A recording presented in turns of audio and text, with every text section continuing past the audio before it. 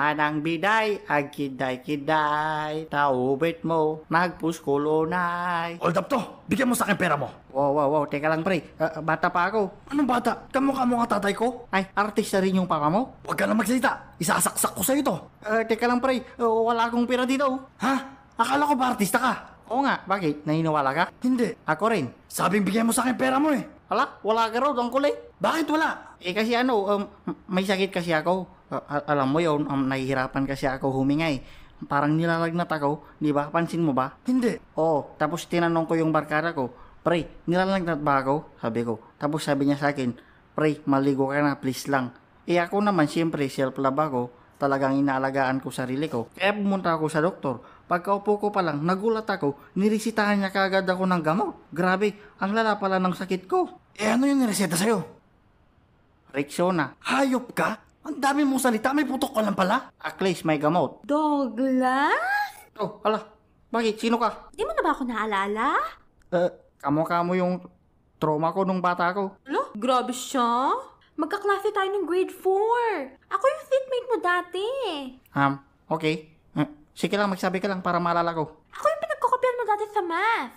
Teka lang ha. Hindi pa ako tapos dito. Shh, huwag ka kasi maingay Nag-uusap kami dito. Bastos ka ba Okay. Sorry. Rumispito ka Okay. Grabe ka, Douglas. Kinakalimutan mo na ako, Ay, hindi kasi ako mahilig sa alien Alien? Ako kayong pinakamaganda mong kaklase noon. Ano nangyari ngayon? Hala, Douglas. Ako to si Sherilyn. Ano? Sherilyn? Ikaw na yan? Oo, ako na to. Yung dating mataba, sakitin, sobrang gandang kaklase mo. Tingnan mo na ako ngayon.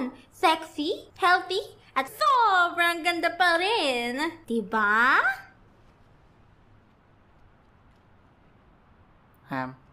Pwede siya na lang yung hold upin mo? Douglas, pwede ba kitang makausap? Bakit? Anong kailangan mo sa akin? Sa totoo lang, matagal na kitang hinahanap. Naalala mo ba yung mga pangako mo sa akin noon? Ano?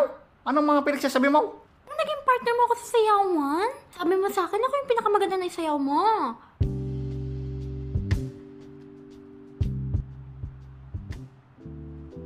Mukha kang puwit. Iba ata yung sinabi ko sa'yo. Douglas, bumabalik na ako sa'yo. Sorry kung binastad kita noon. Madami lang talaga lalaki ang kaagaw mo noon. Niligaw mo yun dati? Hindi no. Mukha siyang bato. Douglas, sinasagot na kita.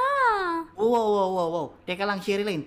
Neighbor kitang niligawan. Tsaka grade 4 pa tayo noon. Pero nagbigay ka pa ng love letter sa akin noon, di ba?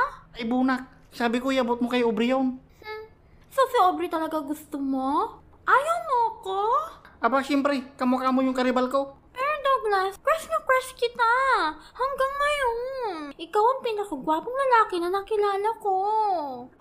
Oh my gosh. Little things. Ako na lang, Douglas. Matagal na kitang gusto. Promise, papasayain kita.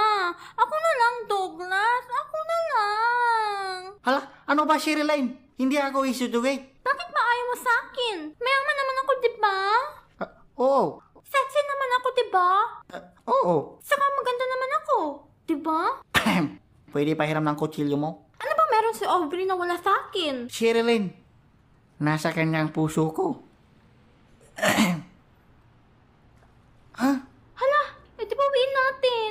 Kailan niya pa kinuha yan?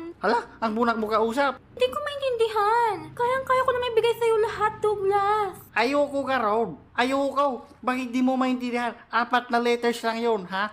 Ayoko. 5 yun, bonak. Ay, 5 pala. Basta ayoko.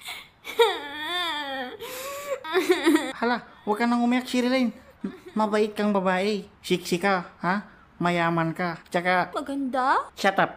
Basta lagi mong tatandaan. Marami pang lalaki dyan. Alam ko masakit. Pero di lang ako ang pinakapuging lalaki sa mundo. Makakahanap ka pa ng ibang taong magmamahal sa'yo, Sherilyn. Thank you, Douglas. Oh my gosh. Douglas. Aubrey, wait lang. I can explain.